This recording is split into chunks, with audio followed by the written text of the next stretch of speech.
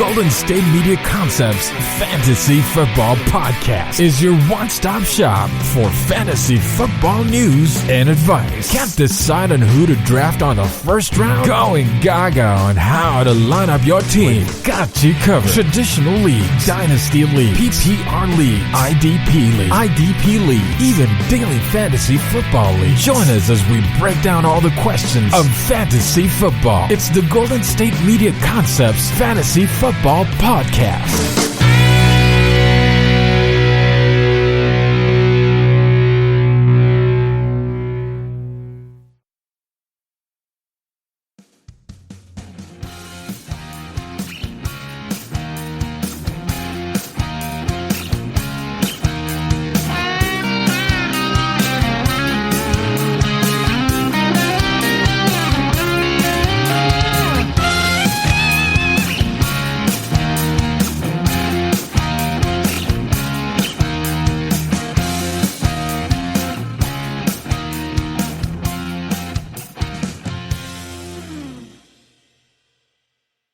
And welcome back to another edition of the GSMC Fantasy Football Podcast.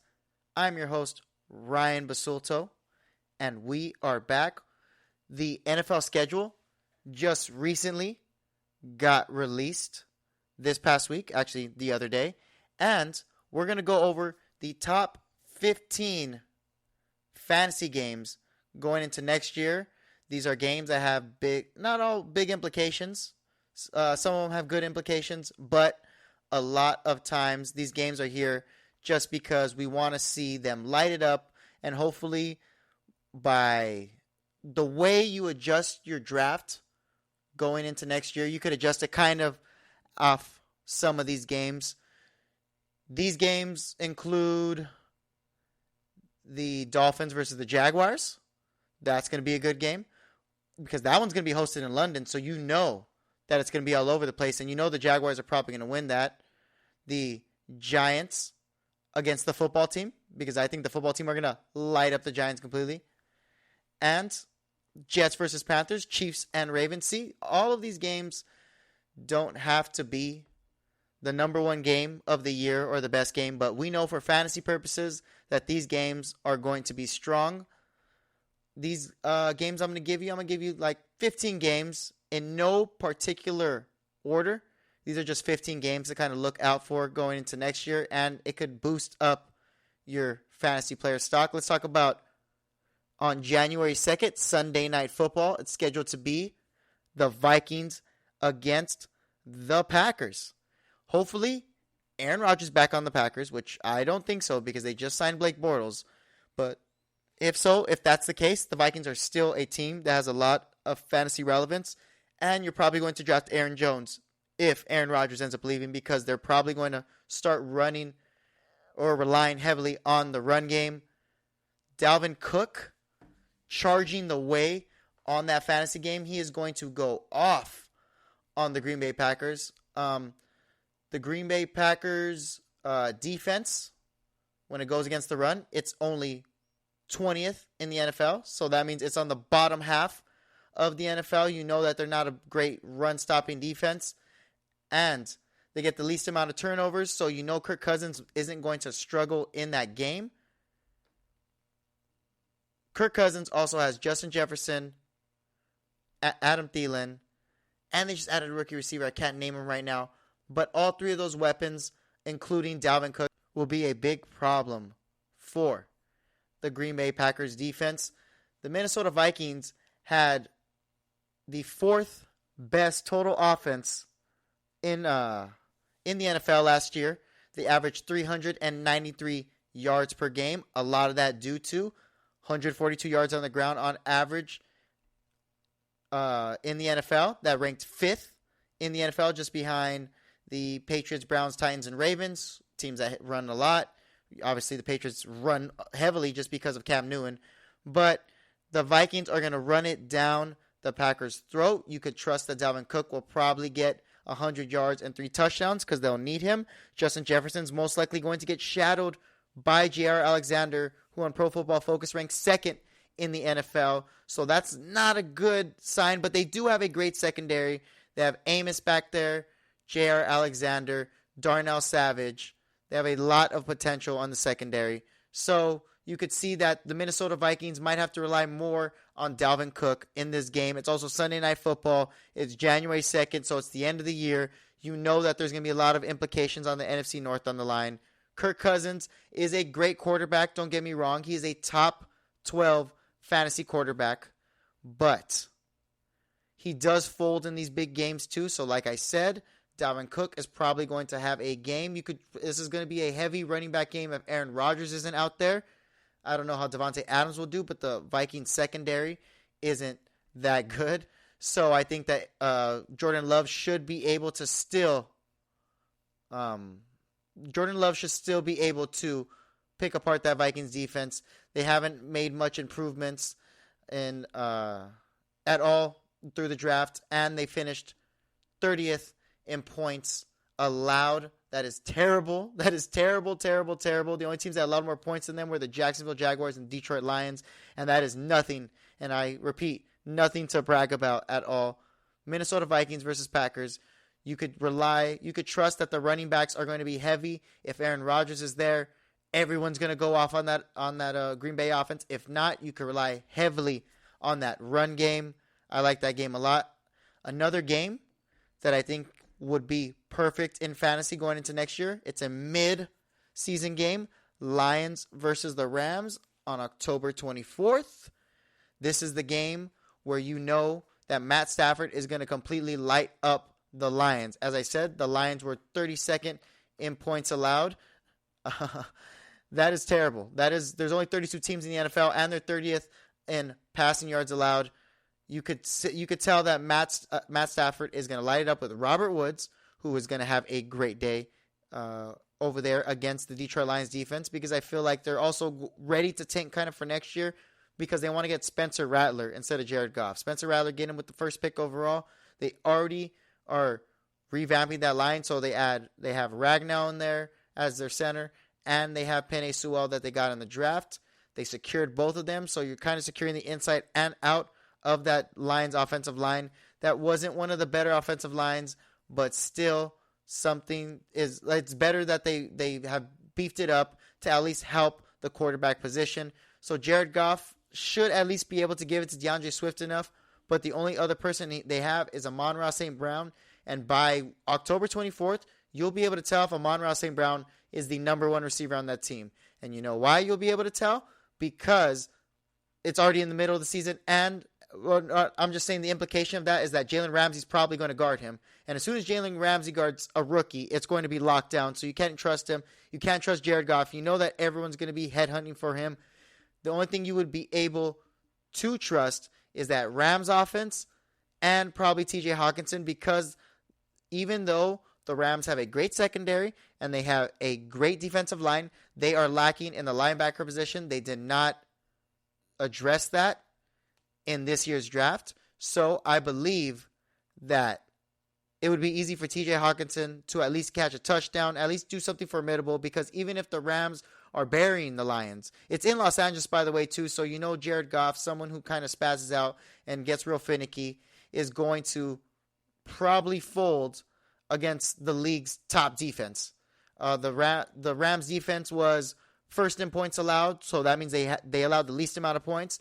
First in passing yards allowed, first in total yards allowed, first in touchdowns allowed, first in first downs. That pretty much how many first downs they allowed in a game. So that means they kept the opponents off the field because they were an animal behind defensive linemen, one of the best defensive tackles of all time, Aaron Donald, who's going to probably have 2 sacks on Jared Goff. Jared Goff can do absolutely nothing but watch as his team crumbles, and you could trust TJ Hawkinson in this match. You could probably even trust DeAndre Swift in this match because DeAndre Swift is showing that he's the only running back. You could also tell by the Lions cutting Kerryon Johnson. Kerryon Johnson's now on the Eagles. Rams, you know that Cam Akers is going to go off this game. They already are penciling this game as one of the top games that they should do on the docket. And the Detroit Lions have a terrible rush defense. They are 32nd in passing yards allowed, but that's not what I meant to say. They are 29th in total rush yards allowed. That is terrible. Only 3 teams are worse than them. Cam Akers is gonna have a day, especially since he had 175 yards on the Patriots rush defense, who didn't allow too many rushing yards last year. DeAndre Swift is not going to have the day of his life. Cam Akers is the running back to choose in that game. Cam Akers, is going to go off in that game. Robert Woods, Cooper Kupp, all top 15 wide receiver potentials in fantasy just because Matt Stafford is a way better quarterback. He's a 4,000-yard thrower, and he's someone that has proven that he could overcome adversity, injuries. He's tough, everything in between. But the Lions were definitely what was holding Matt Stafford back. Matt Stafford on the Rams in Sean McVay's mind, will be a great game. Another great game, Falcons versus Buccaneers early in the season, September 19th. Tom Brady is going to play against Matt Ryan in another rematch. I know it's already getting old about the 28-3, but I think it's just the funniest thing in the world that Tom Brady came back in that Super Bowl. He's going to have a rematch against the Falcons defense, who is one of the worst defenses in the NFL. And they released Dan Quinn. They fired Dan Quinn. Dan Quinn's not their coach anymore. They were 32nd in pass yards allowed, and you already know who Tom Brady has. Antonio Brown, Mike Evans, Chris Godwin, Rob Gronkowski, if he's healthy in the beginning of the year, O.J. Howard, Cameron Brate. I can't keep saying more because all these guys are complete beasts on other teams. They formed a super team with like how they do with LeBron in the NBA. The Falcons' defense is going to have no chance. Their secondary is terrible. Even one of their secondary guys that they used to have, Keanu Neal, who was weak as heck, is now on the Dallas Cowboys because, they don't know what they're doing in the secondary. That's not the Falcons' just forte in general. Their rush defense is better.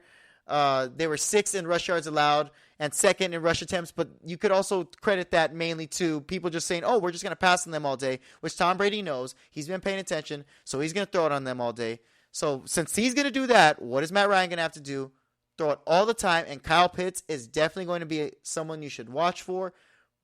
Problem is, they have great linebackers over there, so temper your expectations for the guy, but they cannot hold all of them on that team. You can't hold Julio Jones, Kyle Pitts, and Calvin Ridley. One of them is going to get open. One of them or two of them is going to score a touchdown. They also have Hayden Hurst as a backup catching tight end. So Matt Ryan should have a good day against him, at least 20-plus fantasy points. Even if he starts out cold, 4 or 5 fantasy points just because the Buccaneers defense is killing them, he's going to rally back and start throwing it every single play in the second half. And you already know it's a divisional game early in the season.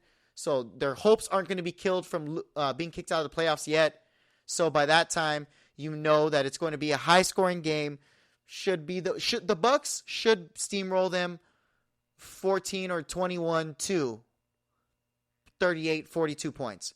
But we'll see how it goes. Remember, it's a divisional game. Matt Ryan led the league in completion 6 years in a row. You can't argue with that. He's definitely a capable thrower, and he has more than capable weapons. The running game is Mike Davis. Mike Davis, I wouldn't trust so much just because the Tampa Bay defense was allowed the least rushing yards in the league and the least rushing touchdowns in the league. So Mike Davis, I would watch out for. I'm sure that they're going to bottle him up, and he may get a gimme touchdown. You have to start him if you have to start him. If you're in a 12-man league and you have Mike Davis, you're like, okay, well, there's no really other option to have on the waiver wire. Got to start him, but I would try to stray away from him. And he's going to play the Buccaneers twice in the year. I don't know how that's going to unfold for Mike Davis, but I would just say that you should temper your expectations for him, but just know that that passing game should go as planned. It should be an air raid that whole game, along with maybe even Ronald Jones and Leonard Fournette having a good game. I'd probably count Leonard Fournette having a better game. I just don't trust that Buccaneers backfield. Like I said, you're trusting Mike Evans, pretty much Mike Evans alone, and Antonio Brown second, third Chris Godwin. And then you trust Gronk, and then I trust Leonard Fournette, Ronald Jones, in that order of fantasy relevance. Just because there's so much to spread around. The talent of Mike Evans in the red zone is crazy unbeatable. Tom Brady knows already that he's like, wow, this is a younger Gronk.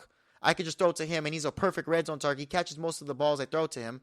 And Mike Davis has 10-plus touchdowns again this past year, even though he missed a couple games. And like I said, he also has Gronkowski, who he loves. They're going to run it. They're going to play to win the game. They're not going to play to help your fantasy score. It's like the Bill Belichick way, but I trust Mike Evans to at least get a touchdown in this game against that horrendous Falcons defense. And Antonio Brown probably getting a touchdown or two. Because last year, Antonio Brown got his first touchdown in the Bucs uniform against the Atlanta Falcons. So you could hope to probably see something a little similar. Another game that I'm kind of eyeing that has fantasy relevance next year, Dolphins against the Jaguars. It's at the Jaguars, but it's in London. So it's a London game, October 17th. You know that it's going to be crazy. There's going to be a lot of touchdowns.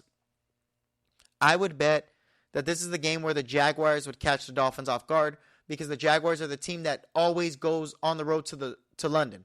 And they know exactly how to kind of like just adapt to it. Like their organization is already fit now, like to see like, okay, like this is what we do in London. This is usually the best plan to do it. This is the best way to kind of handle this layaway. And then they handle it. Because I've seen last year how it goes. I've seen the Oakland Raiders they didn't get completely stomped out. They stomped out the Bears defense, who was actually one of the top defenses in the league, and they were just running all over them with no regard, because the Bears were just not ready for the London layaway, the London time change. The Jaguars are ready for that. They're going to have Trevor Lawrence, and Trevor Lawrence is probably going to have to show out this game, because this is the game where he rematches Tua, and it's going to be that kind of rivalry again. And Trevor Lawrence has more than capable weapons, and the Dolphins' defense is good, but like I said, more than capable weapons, and that run game would probably go crazy. And it's London. Anything goes. Your team is in a different continent completely, so everything that just kind of just gets thrown out the window when it comes to like the normal stuff that happens. Like, oh yeah, no, they have Xavier Howard, the Dolphins defense does, who was finished one of the top defenses. The Dolphins defense was actually the 5th ranked defense in the NFL. They were because they were first in interceptions and first in turnovers. They were second in passing touchdowns allowed. All that gets thrown out the window as soon as you play in London. The Jaguars, I could see having a good game this time. I could see ETN mainly being the one that's probably going off, because the Dolphins were worse against the rush than they were against the pass. They were 18th in rushing touchdowns allowed, 16th in rushing yards allowed, and pretty much 20 in overall yards allowed. So you know that even though the Dolphins have a top defense, it's because they make those key turnovers. And some would say that was kind of at a lucky rate, because they were allowing the 20th most rushing yards, which is the worst out of the top 12. The top 12 people, no one's even more than 15th in allowing rushing yards, or not rushing yards, in total yards. So the Dolphins defense has holes in it. Trevor Lawrence is just going to have a good day because he's going against Tua. Jaguars are primed to be in London. I feel like this is a game where you could rely on Travis Etienne and probably James Robinson, even though if the way I would draft it is that you draft Travis Etienne first in the draft, just for the fact that I feel like James Robinson, since he was an undrafted free agent, this guy had to have the season he did last year to stay on the roster. Like, if he would have just rushed 800, 700 yards, they would have already either not cut him, try to find another running back on top of drafting a running back, or just give Etienne the keys completely. So I feel like James Robinson had to have that year, so he's on the team just to rush 10 to 15 times. Like, he's going to have the Latavius Murray to Alvin Kamara role, because we know that Urban Myers likes a Travis Etienne. He likes a gadget player. He said that he wants to use him kind of like a Percy Arvin, so he's probably going to catch the ball. He's going to run it. The only person that knows how to work with a running back who does all that crazy stuff is his quarterback. And guess what? He has his quarterback from college, and it doesn't get more closer than that. Travis Etienne and Trevor Lawrence are going to have a game that day, and who knows if Tebow's going to be there. Tebow might do some Tebow magic nonsense. But the Dolphins are probably going to have a good day too, because I think that the only problem is, like I said, the Dolphins are a super Miami team. We play in good weather. We don't really, go into the cold or do anything that much, really that crazy. And then they have to go all the way to London, which, I mean, is closer to them technically than California. Or the Jaguars are still from Florida, so it's the same thing. It's a battle of the Floridas. But the point is, I feel like the Dolphins are not going to be as equipped, and Tua's not going to be ready because Tua's still second year. He's going to make his mistakes, and Tua's probably going to do this, is going to be a guy who's more likely to have a sophomore slump than Trevor Lawrence is going to have a breakout rookie year. But those were just some of the games I think that are going to be great with fantasy relevance. When we come back, we're going to do more of the games. We're going to do some more of the games in the next segment. And then I'm going to preview 2 teams as we close out the NFC East, and we're doing the NFC North as well on my fantasy football previews. Thank you once again for listening, and we'll be back after the commercial break. Are you looking for the very best NFL and college football podcast? Then check out the GSMC Football Podcast. Get the latest football news both on and off the field. From the NFL Draft to trades to the rumor mill to the NFL Combines. They got you covered. That's GSMCpodcast.com/football-podcast. Get updates on college rivalries, game day insights, and much, much more. It's football talk the way you want it. This show eats, sleeps, and breathes football. Don't forget to like them on Facebook and follow them on Twitter. Visit GSMCpodcast.com for more info.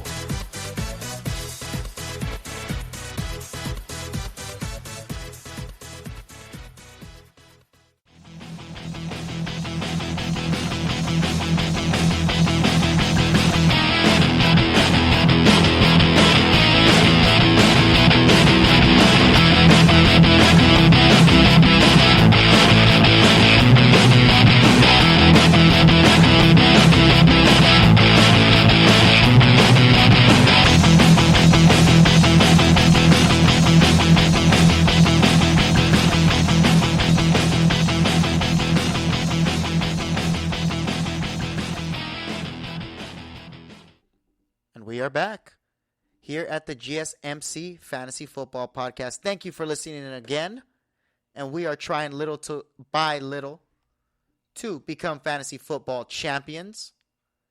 And I think that this NFL schedule dropping is the greatest thing ever because I'm going to see the Broncos and the Cowboys, and it's not going to be that cold outside. It's going to be in the middle of November, so I'm really excited to see that one as well. And hopefully Aaron Rodgers is on the Broncos, so I don't have to worry about the Cowboys completely running amok on them. No, even though I'm a Bronco fan, they are not, or that game is not one of the games we're going to go over for fantasy relevance, because I think that, if anything, that's the only game where I think the Broncos defense might kind of, not lock down the Cowboys defense, but give them some problems like they usually do throughout the years. Even the last time when they played, the Dallas Cowboys had the number 1 rushing offense, and Zeke didn't rush under 100 yards, and then the first time against us, he rushed under 100 yards. And we have better corners as well. We got Kyle Fuller, Patrick Surtain. I'm just saying, I don't think that game's going to be that crazy with fantasy relevance, and I don't think anyone, and I wouldn't trust anyone on the Broncos offense either. I mean, Tim Patrick might have a great game, but that's it. But anyways, we're going to go back to some more games that are now scheduled, and they actually have a date on them, so you could get your tickets online and get whatever you want. But we are looking at the best fantasy relevant games, and one of the better fantasy relevant games is the Jets at the Panthers. What makes this game crazier is not only is it just Sam Darnold rematching against his former team that just traded him for a 3rd-round pick, and they were saying they're trading him this whole time, but they actually are playing him the first week of the season, which is almost like a big middle finger. And now it's time for the Jets to come back, and they're like, oh, so you're replacing me with this guy, and this is the first week? Let's go. So I feel like it's going to be a shootout because the Panthers' defense is good, but I don't know if they would be able to hold the Jets' offense completely. It just depends on Robert Saleh. I think Robert Saleh is a better coach as well. So when you kind of look at the Jets offense, they were one of the worst offenses, obviously, in the NFL. They were the 23rd worst offense in the NFL. But Robert Saleh is just going to completely change that culture just through and throughout, because Adam Gase, I don't think, was kind of carrying towards the end, and he had his rivalry against Sam Darnold. And I know that Sam Darnold has all the weapons on his end to still go off. But will the Jets defense lock him up? They got some corners. They got other defensive guys in the draft. And I know that DJ Moore and Robbie Anderson aren't super wide receiver ones, but Robbie Anderson is also another one that's having a revenge game against the Jets. The Jets also had Robbie Anderson at one point. They actually had him and Sam Darnold on the same team. But Sam Darnold, they also got J.C. Horn at corner. So J.C. Horn is probably going to shadow the Jets' best corner, which is Jets receiver, which is going to only be Corey Davis. So I would only trust, really, Zach Wilson, because Zach Wilson is probably going to show out because he has great accuracy, 72% completion percentage throughout college. He also has some good weapons, and I think that Robert Saleh is a completely different coach than Adam Gase, so he's definitely going to put on more of a showing. He's definitely going to have 20 fantasy points in this game. Sam Darnold, I feel like he'll have more fantasy points than Sam Darnold, but Christian McCaffrey is going to completely run all over that New York Jets defense. The New York Jets defense is horrendous. They've given up the 24th most rushing touchdowns in the NFL, and you know what Christian McCaffrey is. He's a walking 30 points. He only scored under 30 points one time in the 3 games he played, and that was 21 points. He scored in the 40s, he scored in the 30s, and he scored in the 20s in the 3 games he played. So you know when he comes back, they're definitely going to do that. Joe Brady's going to have to show out, and he's going to pull out the whole playbook because last year was kind of a bum year, so now he has to pick it up this year and show that, no, they're not just regular college coaches. They also could show that they are there at the NFL pro level. So he's going to pull out everything for Christian McCaffrey. DJ Moore is probably going to get some love too. I think that DJ Moore, if anything, is going to go off on this game against the Jets because he has a season to prove, and Sam Darnold's going to be looking for him DJ Moore and Robbie Anderson are going to go off. Sorry. DJ Moore and Robbie Anderson are going to go off because Robbie Anderson has something to prove, and Sam Darnold is going to be able to sling rock the whole game. Jets pass rush is terrible. They are one of the worst, sacking teams in the NFL, bottom 15. And I feel like they're going to be worried about Christian McCaffrey most of the time, so they'll be able to let a speedster like Robbie Anderson hit the end zone, be in the back of the safeties. The Jets aren't also the most disciplined, but like I said, this is a completely new Jets team. I feel like Zach Wilson is going to have more fantasy points than Sam Darnold, but the Panthers are going to win because Christian McCaffrey is going to absolutely go crazy in the first game. So if you just want to win your first week, you just want to win the first week, and you know you need 30, 40 fantasy points, Christian McCaffrey is definitely your guy in the first round of next year's draft. I like the Panthers in this matchup, but I feel like Zach Wilson's a better quarterback. Panthers are going to get the better receiver showing and the better running back showing, and we'll see how Michael Carter does. We'll see how Michael Carter does because the Panthers are a bottom 15 rush defense. Michael Carter, newly drafted rookie who rushed for over 1,000 yards and averaged 8 yards per carry in his time in North Carolina. 7.9 yards per carry in his time at North Carolina, is definitely going to be someone that has something to prove. We'll see how long Tevin Coleman lasts. Tevin Coleman only rushed the ball less than 10 times all of last season just due to him getting hurt. And he is very injury prone. We saw it with him on the Falcons. He was injury prone. He's not an RB1. So you know Michael Carter is going to get most of the love. One of the bigger games that have fantasy implications, football implications, AFC Championship implications, the future legacy implications, everything in between is Sunday Night Football, Week 2, Chiefs against the Ravens. The Chiefs just got Orlando Brown, so we'll see how good Orlando Brown is, the Ravens' old tackle that didn't want to be there anymore. The Ravens also revamped up in the draft with linemen. They still have Lamar Jackson. They got their weapon at receiver. They got Rashad Bateman. Let's see how they do. Let's see how the Ravens do, but just know that Patrick Mahomes is undefeated against Lamar Jackson. He's never lost to him, playoffs and in the regular season. Patrick Mahomes is on a revenge tour. They're the number 1 offense in the NFL. They're also the number 1 passing offense in the NFL. The Ravens have one of the better defenses. I won't lie. They are the number 2 defense. They allowed the second least points, the second least fantasy points to defenses, but they do not get to the quarterback too much, and that was their problem. They were only 14th in sacks, and they were 23rd in interceptions because everyone was throwing on them, 27th in pass attempts allowed. Along with that, Lamar Jackson is getting more and more capable as a thrower, but still he has a long way to go. He still threw under 3,000 yards last year. I feel like the Chiefs are going to go off on this game, but their rush defense isn't one of the better rush defenses in the NFL just because they're more of a pass rush defense. They allowed the 21st most rush yards last year and the 19th most rushing attempts. And the Ravens, we already know they're the number one rushing offense. They averaged over 170 rushing yards per game.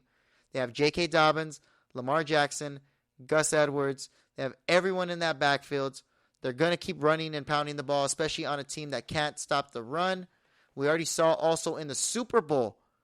So we'll see if people use that same formula, what Leonard Fournette did to the Chiefs defense. He was getting like 5-6 yards a carry. There was no way of stopping him.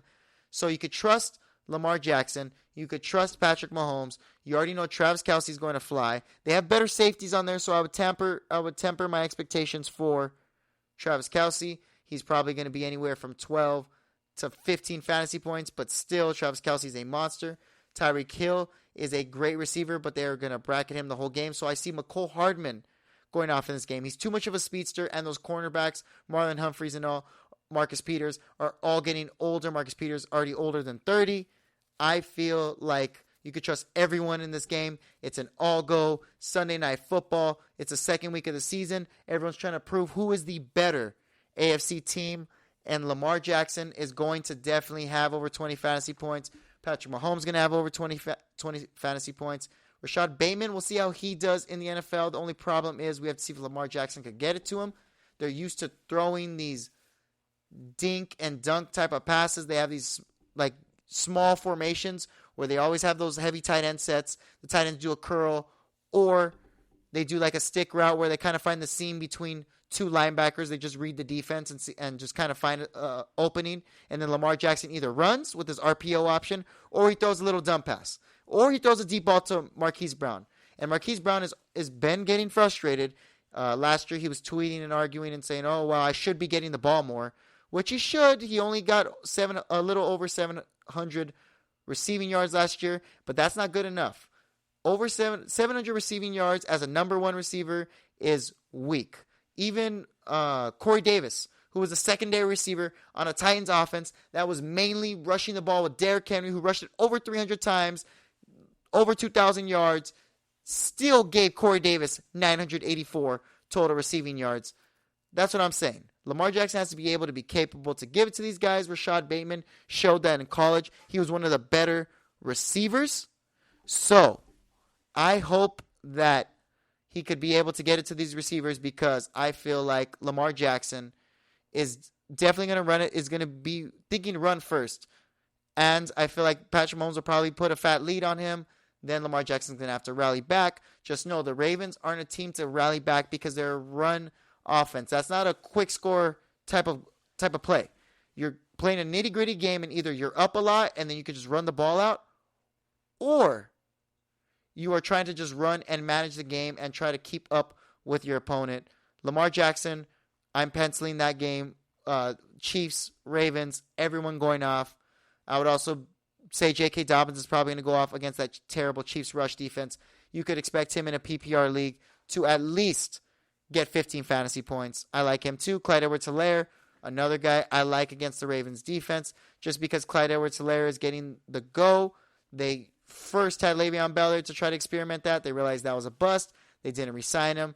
It's a Clyde Edwards-Helaire show now. He's definitely going to have 15 to 20 carries in that game, and you could trust that he'll probably see the end zone, especially if that Ravens secondary, who's better than the rush defense, is going to try to lock down more at corner. Then you could trust Clyde Edwards-Helaire to go off. A big game, another big game that I like is the Browns-Steelers end of the year Monday Night Football. They have all the drama with it. Myles Garrett versus Mason Rudolph just beating the Browns versus the Pittsburgh Steelers. Also, Juju saying, we're not going to lose to the Browns, right? And then they lost to the Browns in the playoffs. So, what more are they going to say now? The Steelers are kind of fading as a team. After they went on that 11-0 start, they were exposed, lost 4 out of their next 5 games, stumbled into playoffs, fell off. The Browns are a better team now. They have Kareem Hunt. They have Nick Chubb, who's back from his injuries. You could expect both of them to have a really good game, but you know that I feel like they're going to run it more than pass just because that Steelers secondary is ridiculous with Joe Hayden and Mika Fitzpatrick in the back at safety. They also have TJ Watt and everyone, so those are great pass rushers. They have Bud Dupree too, great pass rushers. But the problem is not Bud Dupree. They have the other guy, Devin Bush, great pass rusher. But the problem is they're going to try to get them off their feet, so they're going to try to run heavy on them. Browns have one of the top offensive lines in the NFL, and they're one of the top rushing offenses in the NFL, averaging 148 yards per game. So they're probably going to run it more than pass it. You already know Baker Mayfield is a game manager. He's actually getting better through this Steven Stefanski offense. So you could trust that he's going to try at least a little bit, or not try, but he's going to see those steps progress a little bit harder because they were terrible at the pass game last year because that was just not their main focus, only averaging 221 yards throwing per game for the season. They threw, but Baker Mayfield was at least to take steps. He threw his most touchdowns he did in the season last year, 27 touchdowns. He has Jarvis Landry. Odell Beckham is coming back. Their defense is looking prime time. They got John Johnson from the LA Rams. They also got the other guy from the LA Rams. I'm forgetting his name. It was Troy Hill, the slot corner. They already have Denzel Ward. They got the great linebacker from Notre Dame in the second round. They added Jadeveon Clowney, Myles Garrett. So you could trust that this team is probably going to be a lot more hungry and crazy next year. I could see that they're really going to gut out for the spot. But the Browns are now the new team of the AFC North. They're going to take out the Steelers. But you already know that the Steelers are still going to get theirs with at least Deontay Johnson. Najee Harris is definitely going to have to run the ball because the Steelers were one of the worst rush offenses in the NFL last year, averaging 84.4 yards per game. Horrendous. They got rid of James Conner, the lightweight. They brought in Najee Harris, first rounder. Definitely going to be the best rookie in fantasy next year. I don't even care if they're playing the Browns because Najee Harris has so much value like a Le'Veon Bell. He's going to catch out of the backfield. He's going to run it. He's a 3-down back. He's 230 pounds, over 6 feet, almost a Derrick Henry type of build. Derrick Henry's just a tiny bit bigger, but it's still okay. Alabama running backs are now showing as a future. This is a huge running back game. You could trust Nick Chubb. I would trust Nick Chubb more than Kareem Hunt just because they're going to try to run it more. And you know what? No. I trust Kareem Hunt too, just because if they're going to pass it and Kareem Hunt and Baker Mayfield's kind of panicking because Odell Beckham's probably going to get bracketed and locked up, and then Jarvis Landry is going to try to do what he could do because he's a great receiver, but they just don't know how to kind of work their receivers in too much, and they also have Peoples-Jones who's starting to emerge as a receiver as well. With all of those and Njoku coming back along with Austin Hooper as another tight end, I still feel like those guys aren't going to cut it against that Steelers top defense, and Kareem Hunt, who rushed over 800 yards last year, is definitely going to have an impact along with Nick Chubb. And on the other side, same thing. Najee Harris is going to have impact. Deontay Johnson more because they're going to need to get those key receptions in the crunch time. Juju Smith-Schuster has an X on his back after he talked trash to the Pittsburgh Steelers. To the Cleveland Browns. And they're going to put Denzel Ward on him. And Denzel Ward is a great corner who is going to lock him up along with that great secondary of the Cleveland Browns. This is a heavy running back game. As I said, I don't like the receivers too much just because both teams have a great secondary, but it's also a divisional game, so anything goes. If I trust a receiver, it's going to be Deontay Johnson first. Then it would be Jarvis Landry because he's going to be too loud, actually. So, I don't know.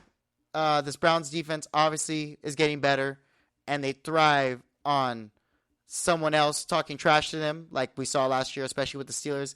And if anything, the Steelers, I don't trust Chase Claypool in this matchup either as well. Chase Claypool is going to get bottled up. Deontay Johnson's the only one just because he's a slot guy. Big Ben's getting older, so he has to throw shorter routes. And Najee Harris is definitely going to be the one that is the star guy in this game. Dang. There's a lot of good matchups happening next year, especially with fantasy relevance. When we come back, we are going to talk about some more NFL games, and I'm also going to do a preview on the Eagles and the Pittsburgh Steelers and all the fantasy nonsense that comes along with it. We are here to become champions at the GSMC Fantasy Football Podcast, and we will be back after this commercial break. Tired of searching the vast jungle of podcasts? Now listen close and hear this out. There's a podcast network that covers just about everything that you've been searching. Hey! The Golden State Media Concepts Podcast Network is here. Nothing less than a podcast bliss with endless hours of podcast coverage. From news, sports, music, fashion, cooking, entertainment, fantasy, football, and so much more. So stop lurking around and go straight out to the Golden State Media Concepts Podcast Network. Guaranteed to fill that podcast itch. Whatever it may be. Visit us at www.gsmcpodcast.com. Follow us on Facebook and Twitter, and download us on iTunes, SoundCloud, and Google Play.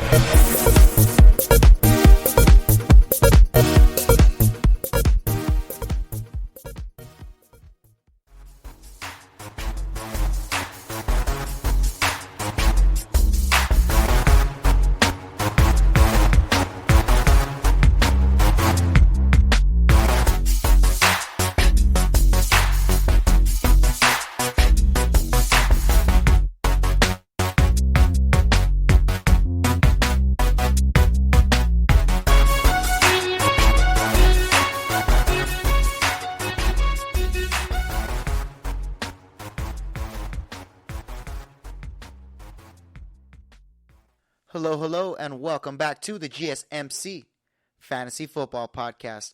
I am still your host, Ryan Basulto, and we are still here trying to become champions, Fantasy League champions to be exact, Fantasy Football League champions to be exact, actually, because I've never done baseball fantasy.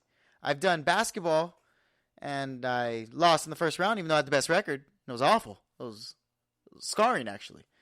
But luckily, I'm not the fantasy basketball expert, because that's not what it is. I won the championship in fantasy football last year with my solid squad led by Justin Herbert.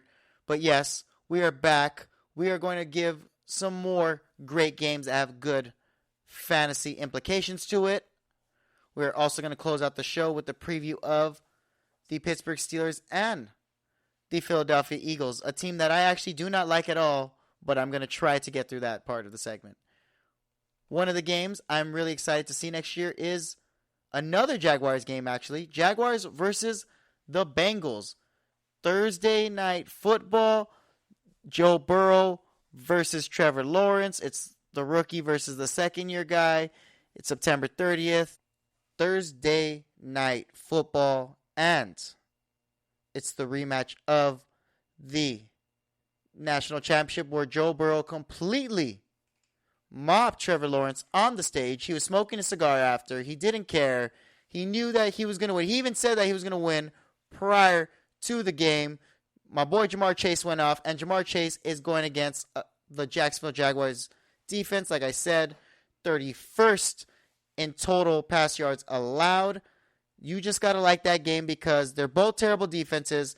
They're both teams that you could see. I feel like the Bengals are a better team because Joe Burrow's already hit that second stage. But Joe Burrow's weapons, Trevor Lawrence's weapons, it's going to be a complete showing out there. Trevor Lawrence is going to take this game personally. I already know Trevor Lawrence is definitely circling this on the docket. Like I said, Travis Etienne is also going to be a gadget player like Percy Arvin. He's going to be perfect against this Cincinnati Bengals defense. both defenses aren't anything to brag about. So, Jaguars, Bengals, good game. You already know they're going to light up in fantasy. Raiders, Cowboys. On Thanksgiving, one thing you got to know is every Thanksgiving match is usually a close, gritty match because it's for television purposes and vision purposes only. That is why the Cowboys are the richest team in all of sports. They're there for television purposes only, and they're going to put on a great game against the Raiders, who I consider them a good, almost even foe to play against them because the Cowboys' rush defense was bottom 5 in the NFL, and the Raiders' rush offense is going to be one of the leading rush offenses in the NFL. They're trying to replicate that 2 running back system like the Nick Chubb and Kareem Hunt offense that Steven Stefanski runs for the Cleveland Browns. You can see that the Raiders with Kenyon Drake and Josh Jacobs are going to probably try to run it a lot. And I don't know if Micah Parsons will guard Darren Waller or what if he's just going to stay as a middle linebacker. But they need someone who's able to guard an over 6'5" tight end who could catch over almost anyone and was a number 2 fantasy tight end in all of football last year. And so I see him going off as well. This is also an Amari Cooper revenge game. So I see Amari Cooper, Dak Prescott, and Zeke just having an absolute day. The trio is going to come alive in that game. The Raiders defense, yes, they did draft like 4, 5, or 6 safeties in the NFL draft, but the Raiders defense still is young. They're not as good. I don't like them going against this Cowboys offense, who before Dak Prescott got hurt was one of the number 1 fantasy offenses in the NFL. The Raiders were 31st in total fantasy points allowed, and they're 29th in sacks. They didn't get to the quarterback. They're 30th in turnovers. They're 29th in points allowed. They were 25th in play. They're 25th in yards. They're 26th in pass yards. Like, the Raiders defense is completely terrible.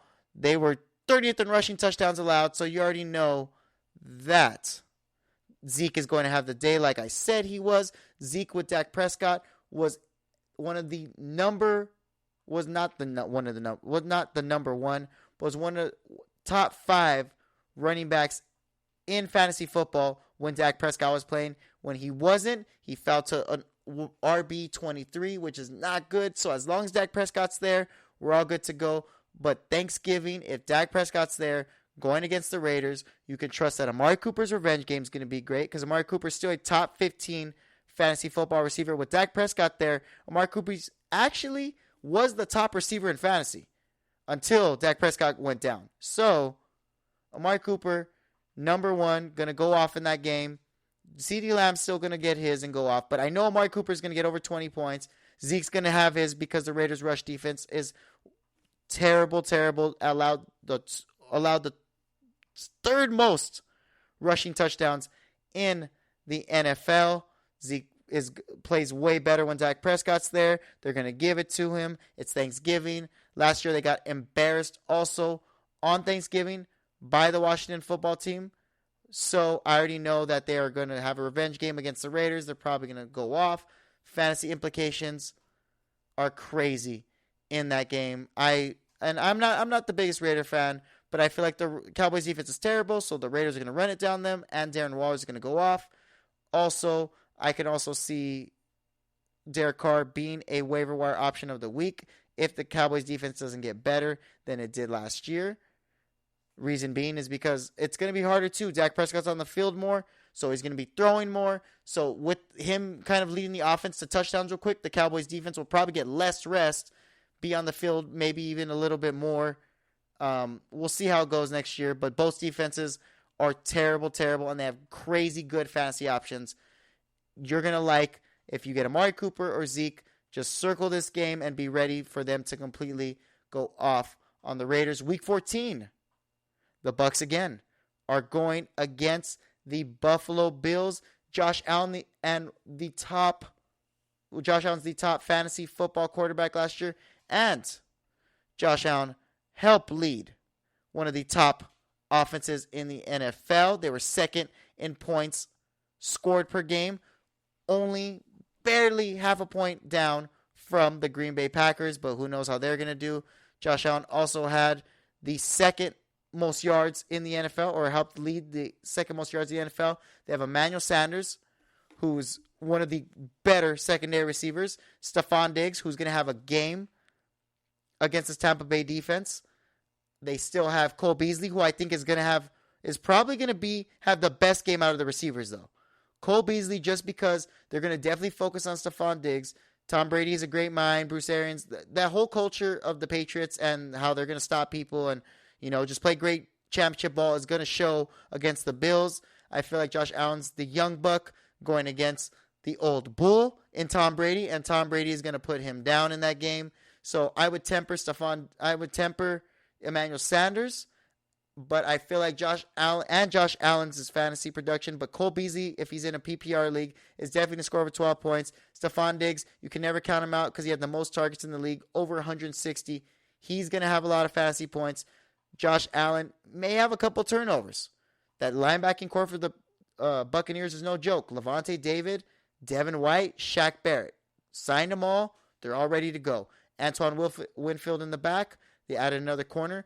They also added another linebacker. The Patriots, see me calling them the Patriots. The Tampa Bay Buccaneers have one of the better defenses in the NFL, ranking top 10 at 9 in the NFL. But I feel like you have to watch out for Josh Allen. But on the other end, the Bills' defense is no joke either. They got Rousseau, defensive end for the Miami Dolphins, in the first round of their draft. So they beefed up on the D-line. Their cornerbacks are already crazy because they have Trayvon Edwards and they have Tre'Davious White. So you already know one's going to be guarding Mike Evans and one's going to be guarding Chris Godwin. But Antonio Brown's probably going to go crazy because you cannot have Antonio Brown at a slot and think you could guard him. There's too much space. Slot corners have to deal with the hardest, pretty much they're playing the hardest position almost on the field because the receiver, who's one of the fastest in the world, is going to go straight at you while you're running backwards. And it's not like you have a little bit of field on the left of you like you're an outside corner. You have the whole field completely. So Antonio Brown's going to just make a mockery of whoever the slot receiver is, or Poyer. It doesn't matter, or slot corner is, or their safety, or their linebackers. Doesn't matter. Antonio Brown's going to have a great game against them. I can see Gronk having a great game as well because they need to put a capable linebacker.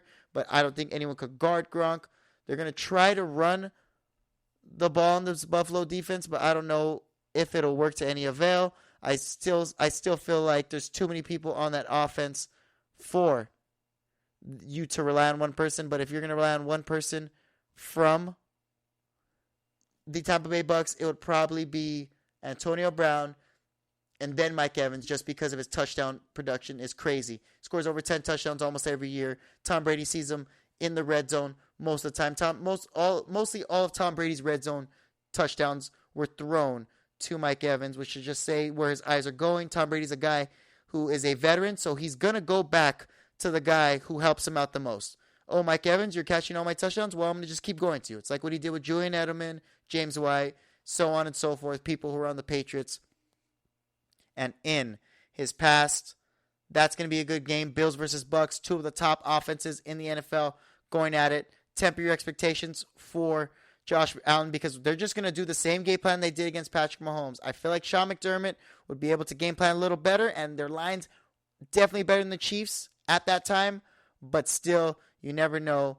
Championship ball, they still have Jason Pierre-Paul, those crazy linebackers, Antoine Winfield Jr. They have everything in between. So the Bucks are completely stacked. We'll see how the Bills do. Just make sure when you have Josh Allen, just be like, man, Week 14 is a good week. Just know Week 14 is where most people start their fantasy championships or fantasy playoffs. So if you're starting your fantasy playoffs and you don't know about Josh Allen that week, you might have to reconsider on drafting him.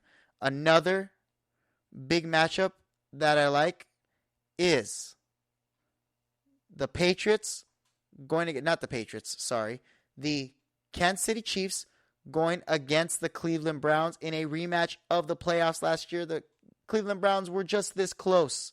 Just one fourth down converted by Chad Henne, backup quarterback of the Kansas City Chiefs, away from winning it all, or not from winning it all, from at least going to the AFC Championship. So the Browns are definitely thinking about that. Their defense is amped and ready.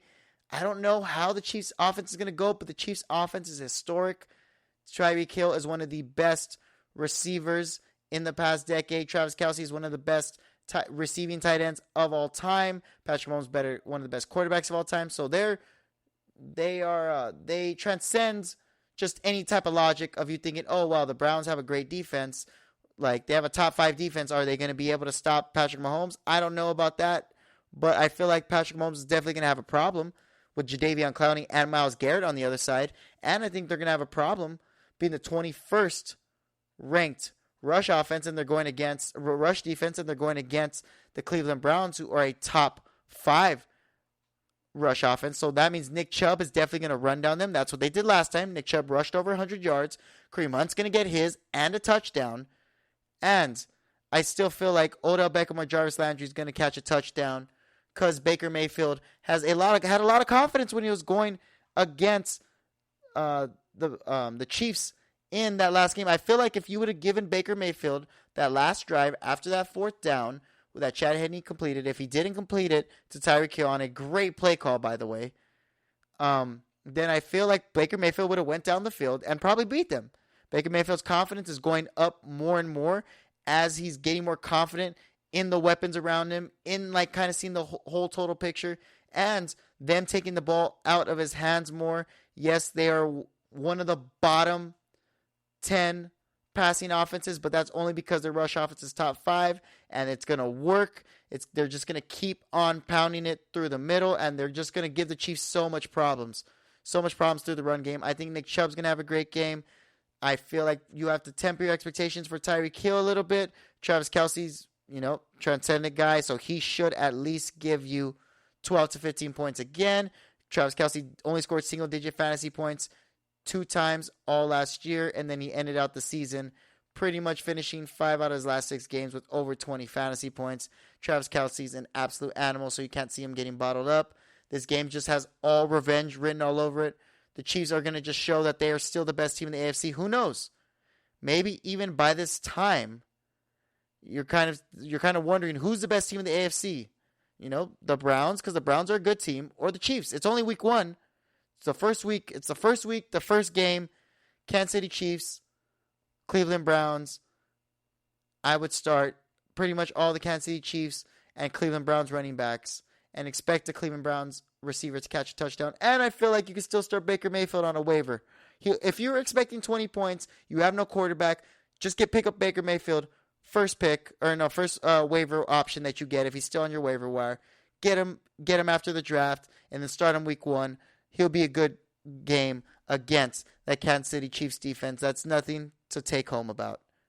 Another great game, and the last great game I'm actually going to talk about that has good fantasy implications is the Packers versus the Niners. Week 3, Sunday Night Football. You should see Aaron Rodgers there. And if you do, Aaron Rodgers is going to try to go off on the Niners, but I don't know. I feel like if anybody's going to go off in that game, it'll be Aaron Jones, because that pass rush for the San Francisco Niners is ridiculous, with Bosa coming back as well. So I would temper my expectations, especially if Aaron Rodgers isn't playing. Oh, man, I feel like the Niners would just completely destroy them, because we know what the Niners did to them in the NFC Championship. The Niners took the good year off that everyone does after they go to the Super Bowl, especially when they lose the Super Bowl. They come back and definitely don't do good. Super Bowl losers don't make the playoffs as of recent after they lose the Super Bowl the previous year. But the Niners rush offense is going to go crazy on one of the Packers' bottom 10 rush defenses. You could trust whoever the running back is that week. It's week 3, so either Raheem Mostert, Jeff Wilson, or one of those guys can get hurt. So you could trust either Trey Sermon, Jeff Wilson, whoever is the 2 running backs, you're going to trust them, because the thing that the Packers thrive on are their DBs and their safeties. Same thing, though. But they trust their corners and their safeties more, with all the safeties I said before. Amos, J.R. Alexander, Darnell Savage, all these guys. And they even drafted another cornerback with their first pick in the draft. I like the Niners rush offense against them, especially George Kittle, because the Niners still don't really have, the Packers still don't really have any good linebackers or anybody to brag about or anyone who could pass in coverage like a Fred Warner or anyone on the Niners defense. So, but we also have to see how the Niners defense does without Robert Saleh. So maybe the Packers offense is going to go off. I trust Davante Adams in this matchup. That I don't think they're going to be able to lock him up. Davante Adams is still one of the better receivers in the league and someone they're going to have to rely on heavily in this game, especially if the Niners go out to a big lead. We'll see Jimmy G barely loses any of the games he plays in. But this is all barring if Aaron Rodgers actually plays for the Packers next year. We trust the Packers rush offense and we trust the Niners rush offense. But we also trust the Niners George Kittle and Robert Tonyan matchup. That's another thing. Robert Tonyan is also referred to as Baby Kittle, so you could see him going off in some way. But the linebackers are better pass coverage for the San Francisco Niners, especially with the way their zone scheme is set up, as opposed to the Green Bay Packers. And that also shows why they're a bottom 10 rush defense. Because if you have good linebackers, they're going to stop them from going to the second level. But the Packers don't have good rush defense. They have, pretty good defensive linemen with the Smith brothers, Zadarius Smith and Preston Smith. And they have great DBs, as I said before. I trust the Niners rush offense and George Kittle. Brandon Ayuk is someone emerging, but I feel like temper your expectations and Deebo Samuel with those DBs guarding them. But thank you again for listening to the GSMC Fantasy Football Podcast. When we come back, I'm going to give you my fantasy football team previews on the Eagles and the Steelers. Are you looking to get your college football fix? Looking to get the latest news on your favorite school's team? The GSMC College Football Podcast is your ticket to all things college football. Join us as we talk college football from the national championship, the college rivalries, the bowl game, to the Heisman Trophy. To which conference is the best? We've got you covered for the Big Ten, SEC, Big 12, the Pac-12, ACC, and everything in between. Download the GSMC College Football Podcast on iTunes, Stitcher, SoundCloud, Google Play, or anywhere you find podcasts. Just type GSMC in the search bar.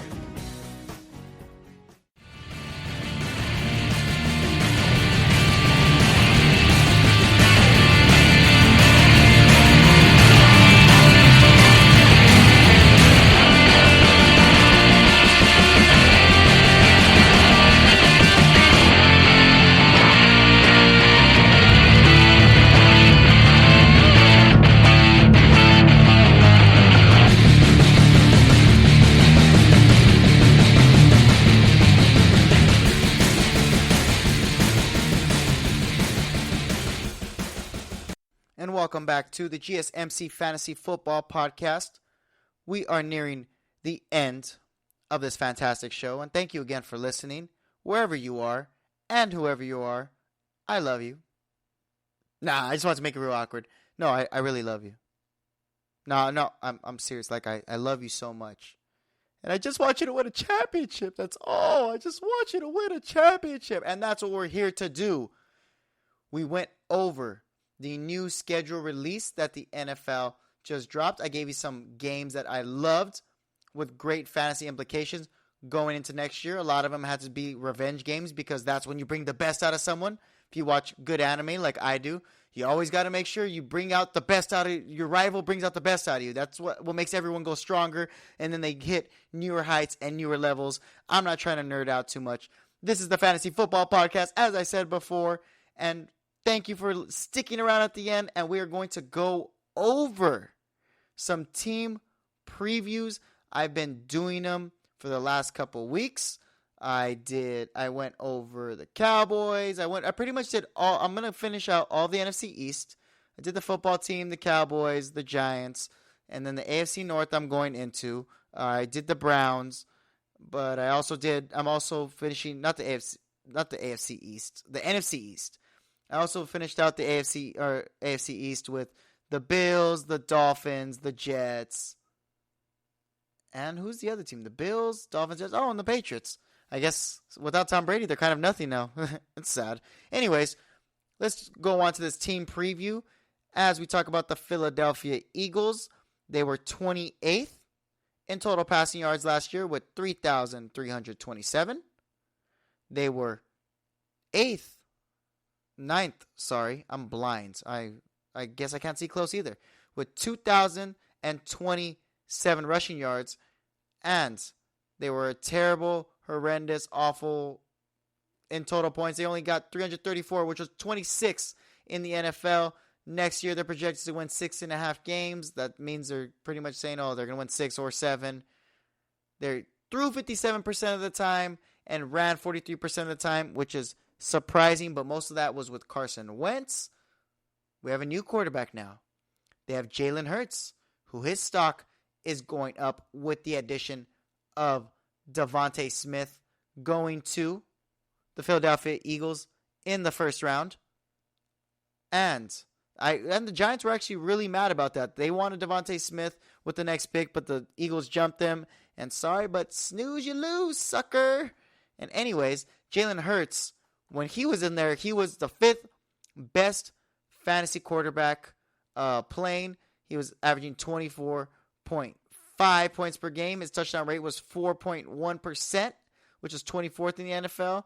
And his rushing points percentage was 49.5%, which ranked 3rd in the NFL. The Eagles, as a whole, scored the 7th fewest points, and they threw the 5th fewest passing yards. But that's all here to change. That's all here to change with Jalen Hurts in his 4 starts. He was top 5 per game, and he was averaging 73 rushing yards per game. That is crazy great fantasy value. He was only in the 5 games, so that's only a little sample size of what he's done. So there's not enough film out on him, especially with new offensive coordinator, new coaching staff on the Philadelphia Eagles. It's going to be tough to see what this new offense is going to look like. So you love that he's a dual threat.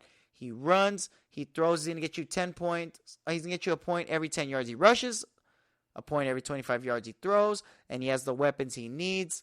That 73 rushing yards per game was accounting for 50% of his points, so that's what's always going to keep him in it.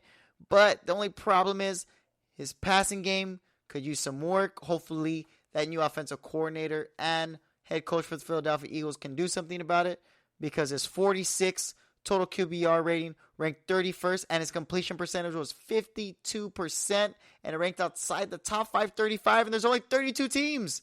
And he was Pro Football Focus's 37th graded passer.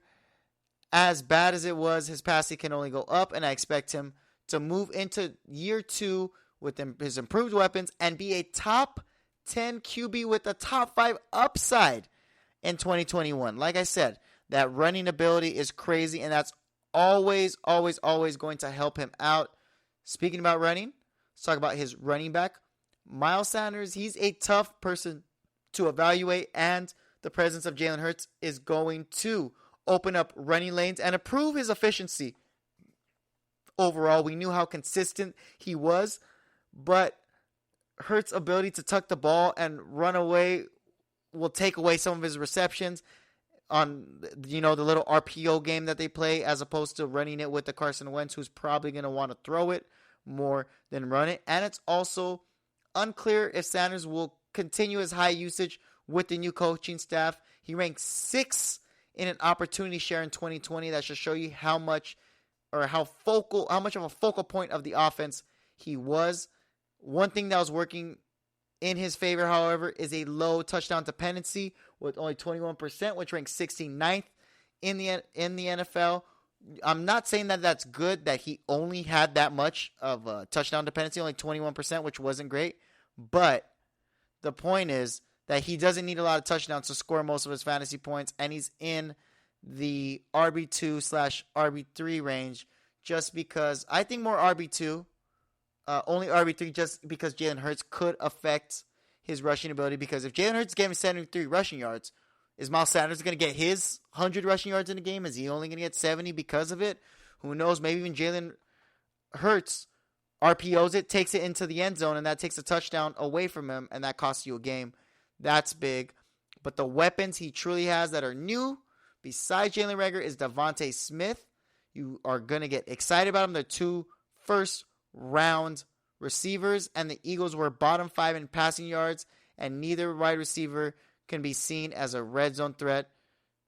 I guess you could see them more. I see Devontae Smith having the best chance to do it because he's reuniting with his old college teammate in Jalen Hurts. But Devontae Smith also is only 170 pounds. He's the size of Deshaun Jackson, so there's also that scare around him. And Jalen Reagor didn't prove much last year at all, as he finished with 7.4 points per game, which ranked 79th among receivers. He only had 4.9 targets per game, which ranked 70th amongst receivers as well. He wasn't really putting on any of a first-round performance last year. We'll see how year 2 goes, but I am not too confident in them just going forward. But Devontae Smith, I could see me being wrong.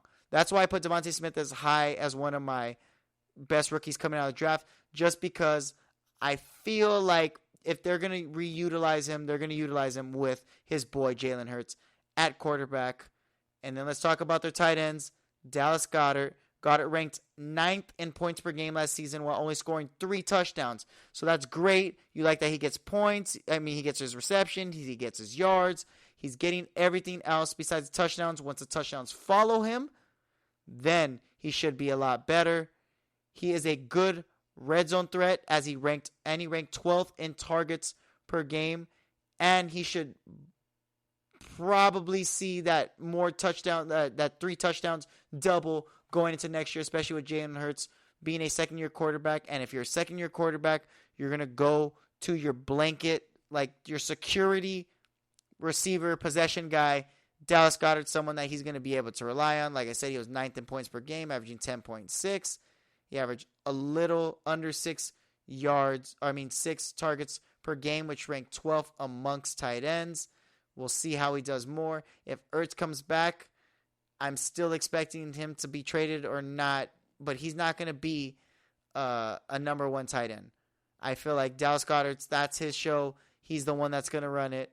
Dallas Goedert showed last year that when he was not hurt, he was definitely the one. And he scored 24 fantasy points one game too, while scoring 2 touchdowns with Jalen Hurts. So I like Dallas Goedert going into next year, but I'm a little wary on that Eagles offense. Devontae Smith just scares me.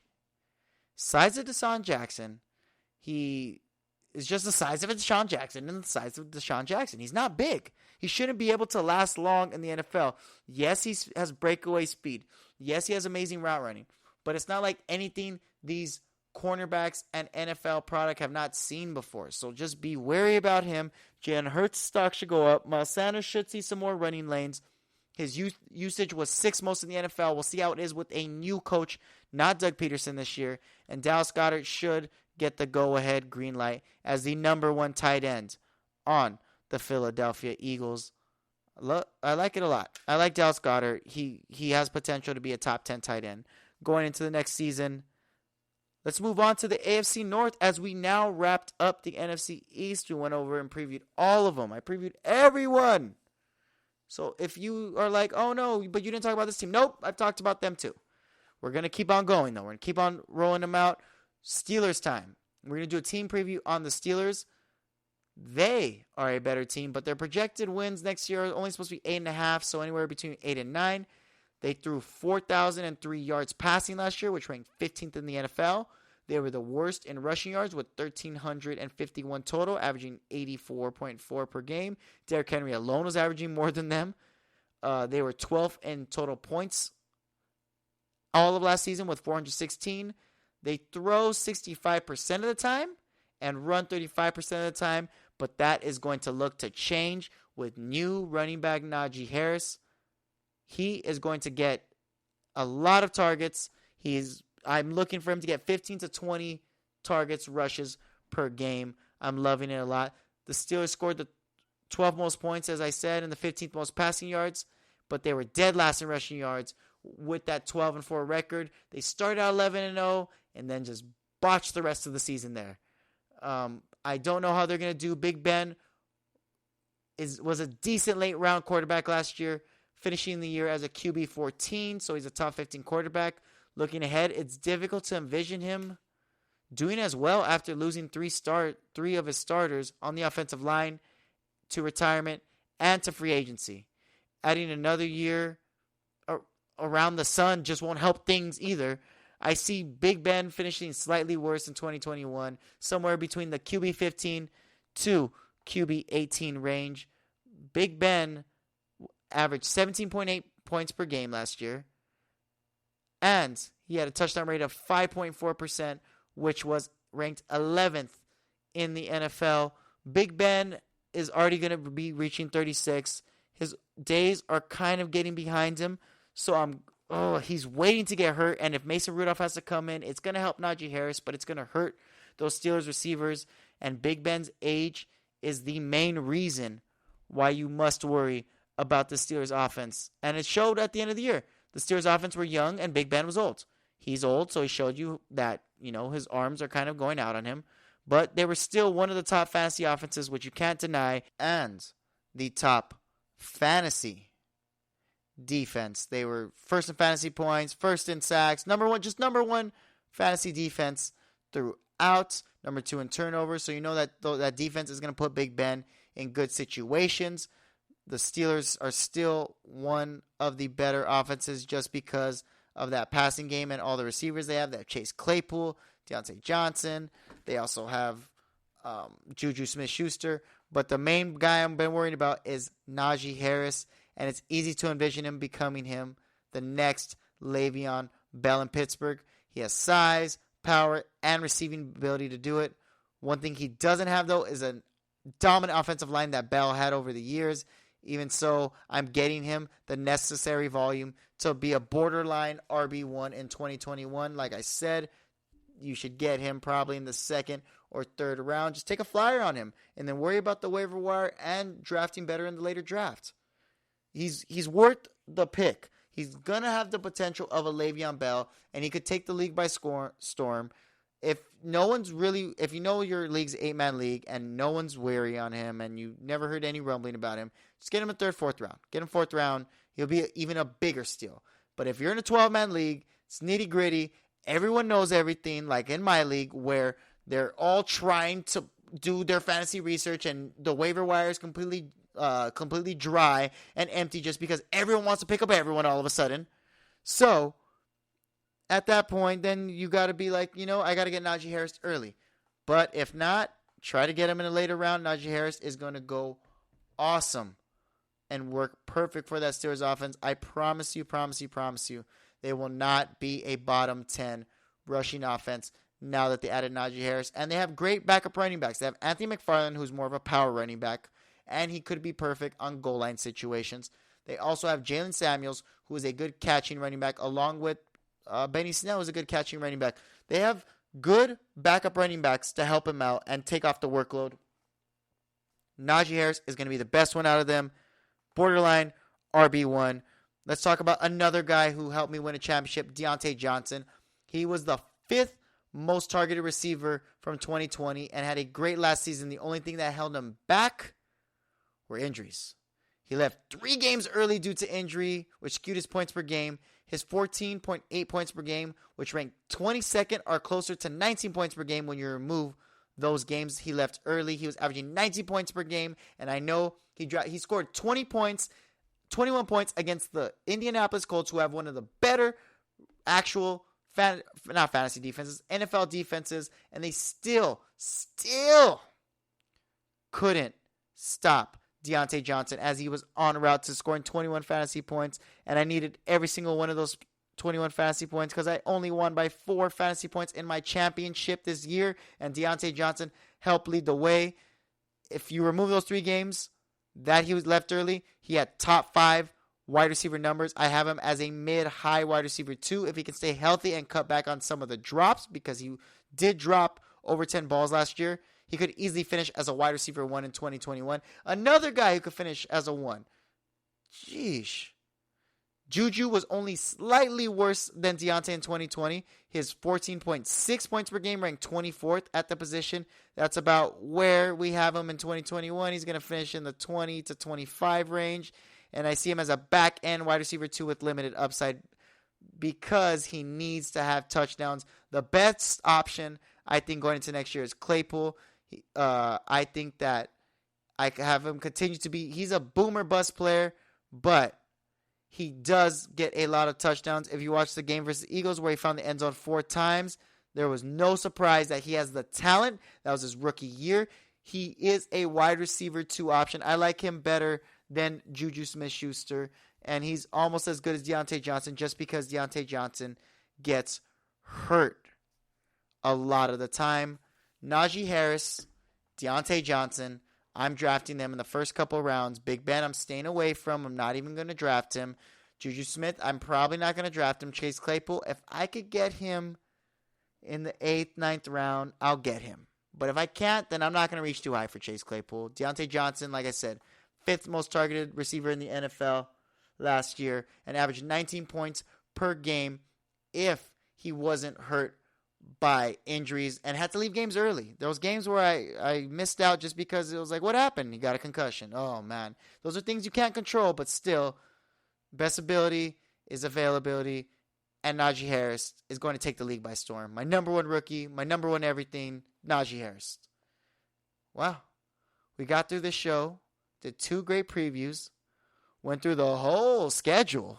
Not the whole schedule. We just went over the good games on the schedule. Good revenge games, good fantasy implication games, a lot of Bucks, some Jags, a lot of Chiefs, and a good amount of Browns too, which sounds really, really crazy now that we're in 2021 saying stuff like that. The Browns have been terrible throughout time, and now it's their time. Ever since those Jim Brown days, now it's their time. They're coming back, and they're going to be one of the top teams in the AFC, but not better than Patrick Mahomes. Thank you again for listening to the GSMC Fantasy Football Podcast, brought to you by the GSMC Podcast Network. Make sure you like, share, follow, subscribe us all on Facebook, Twitter, YouTube. You know the deal. Another great night. Thank you again for listening to the GSMC Fantasy Football Podcast, and we will be back next time. Buenas noches. You've been listening to the Golden State Media Concepts Fantasy Football Podcast, part of the Golden State Media Concepts Podcast Network.